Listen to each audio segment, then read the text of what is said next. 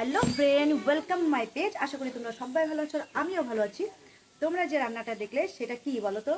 খাসির চর্বি দিয়ে রান্না, খাসির তেল? একদমই না। সেটা হচ্ছে এই যে ময়দা। সেটা হচ্ছে সম্পূর্ণ ময়দার একটা রেসিপি, মানে নিরামিষ। তোমাদের বাড়িতে যারা যারা নিরামিষ খান তাদেরকে তোমরা এই ময়দার রেসিপিটা বানিয়ে দিতে পারো। সত্যি খুব অসাধারণ একটা টেস্টি খাবার। একদম বুঝতেই পারবে না যে এটা হচ্ছে খাসির চর্বি নয়, খাসির তেল নয়, সেটা হচ্ছে একদমই ময়দার রেসিপি। এটা দিয়ে আমি আজকে তোমাদের সাথে বানিয়ে শেয়ার করবো। আর ভালো লাগলে লাইক কমেন্ট শেয়ার করে দিও। আর বাড়ির প্রত্যেকটা মানুষকে, নিরামিষ বলো আমিষ বলো, সবাইকে বানিয়ে খাওয়াতে পারো লাল লাল ঝাল ঝাল ময়দার রেসিপি। তো চলো রেসিপিটা তোমাদের সাথে শেয়ার করি। প্রথমে ময়দাটাকে ভালোভাবে ছেঁকে নিতে হবে। তারপর এখানে একটু নুন দিয়ে ভালো করে ময়দাটাকে ময়াম দিতে হবে, যাতে একদম সুন্দর হয় আর একদম স্পঞ্জের মতো হয়। দেখো আমার ময়াম দেওয়া প্রায় হয়ে গেছে, আর এত সুন্দর হয়েছে কি বলবো। মানে অনেকটা টাইম ধরে ময়দাটাকে ময়াম দিতে হবে। ময়াম দেওয়ার সময় দেখো একদম সফট, বা গায়ে হাত দিলেই যেন তুলতুলে হয়। তারপরে আমি ফ্রিজে রেখে দিলাম। তোমরা চাইলে এমনিতেও কোথাও 2 ঘন্টার জন্য রেখে দিতে পারো। আমি একটু ফ্রিজেই রেখে দিলাম, কোথায় রাখবো। তারপরে আমি মশলা রেডি করে নিয়েছি। এখানে আলু, তারপরে আছে শুকনো লঙ্কা, আদা, জিরে আর গোটা গরম মশলা, যেগুলো আমি শিলনোড়াতে একদম পেস্ট করে নিব। ঠিক আছে, আমি শিলনোড়াতে পেস্ট করে নিব। মিক্সিতে করলেও হয়, কিন্তু মিক্সিতে খেতে খেতে আর ভালো লাগছে না, তাই ভাবলাম যে শিলনোড়াতেই পেস্ট করি, সুন্দর লাগবে খেতে।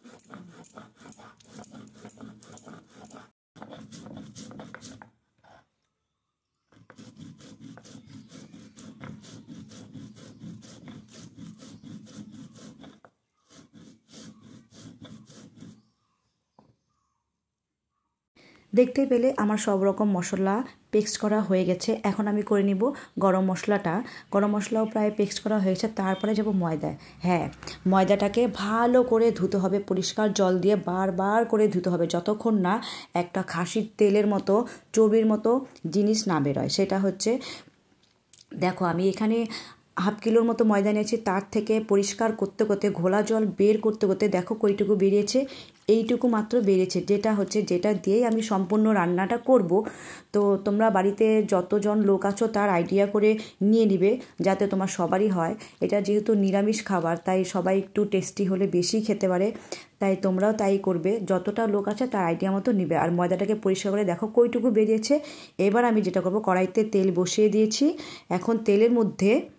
এখন আমি তেলের মধ্যে একে একে সব ময়দার যে লেচিটা বেরিয়েছিল ধুয়ে দেওয়ার পরে, সেটা অল্প অল্প করে ছিঁড়ে তারপর আমি তেলের মধ্যে ভাজবো। দেখো কি সুন্দর ফুলে উঠেছে, এত সুন্দর ফুলেছে যে এটা আমার ময়াম দেওয়া ঠিক হয়েছিল, তাই বড়াগুলো এত সুন্দর হয়েছে। আমি ভেজে নিলাম, মানে ভাজতেও এত ভালো লাগছিল যে এত সুন্দর ফুলবে ভাবতেই পারি না যে প্রথমবার আমি ট্রাই করে এত ভালো হবে। তারপরে আমি আলুগুলো সেই তেলেই আলু ভেজে নিলাম।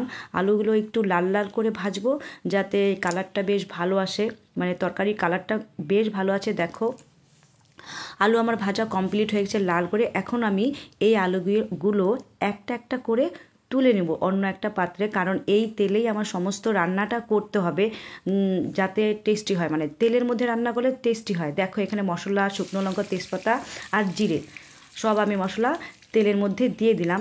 এরপর আমি এটাকে একটু নেড়ে চেড়ে কষাবো। তারপর এতে দিয়ে দিব মশলাগুলো, যেগুলো আমি মানে পেস্ট করেছি, সেগুলো দিয়ে দিব। দিয়ে সেগুলোর পরে আমি ভালোভাবে কষতে থাকবো। মানে যতক্ষণ না মশলা থেকে তেল বের হয় ততক্ষণ আমি এই মশলাগুলোকে ভাজবো খুব ধিমি আঁচে। মানে অল্প আঁচ দিয়ে ভাজতে হবে, যাতে মশলার কালারটা বেশ সুন্দর হয়, একদম লাল লাল হয়। যেহেতু আমি এখানে শুকনো লঙ্কা ব্যবহার করেছি, সেটাতে এমনিতেও কালারটা খুব সুন্দর আসবে। আর হলুদের গুঁড়ো যদি ভালো হয়, কালারটা কালো আসবে না, সুন্দর হবে। তো মশলা আমার কষা হয়ে গেছে। এখানে দিয়ে দিলাম জল, পরিমাণ মতো জল দিবে, কারণ ফুটতে একটু সময় লাগবে। আর যতটা তরকারিটা কি হয় বলো তো, যতটা ফুটবে ততটা খেতে ভালো লাগবে। তাই সবজি আমরা সবসময় বেশি ফোটাতে চেষ্টা করব, যাতে সবজিটা সেদ্ধ ভালো হয়, মশলাটা গ্রেভি ভালো আসে। তাই এখন আমার তরকারি প্রায় ফুটে গেছে। এখন আমি দিয়ে দিলাম ময়দার যে বড়াগুলো ভেজেছিলাম সেগুলো দিয়ে দিলাম ফুটন্ত একদম কড়াইয়ের মধ্যে।